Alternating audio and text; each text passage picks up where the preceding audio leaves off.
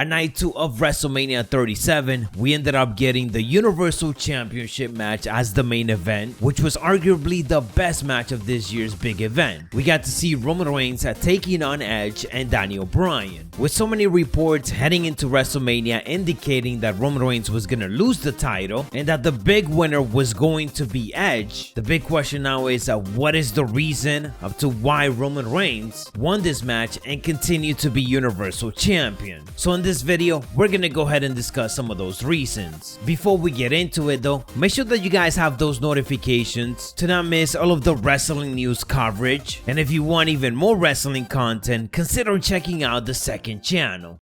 The first clear reason for this is that WWE wants to keep this Roman Reigns title reign as special as possible, just like they planned initially. As soon as Roman Reigns won that Universal Championship, it was indicated that he was not gonna lose it anytime soon, and that if he was going to lose it, it was going to be at WrestleMania. WWE wanted to keep this Roman Reigns title reign as long as possible, and it looks like they're gonna continue with all of that. After all, this has been the best version of Roman Reigns. Heel Roman Reigns, that the tribal chief, is the Roman that the fans have been wanting to, and seeing him get defeated right now, especially with a live crowd audience at WrestleMania, wouldn't really make much sense. This heel run of his is just getting started, and at WrestleMania was the first time that the live audience got to see that, so WWE has a lot more to go with by keeping Roman Reigns as the actual tribal chief,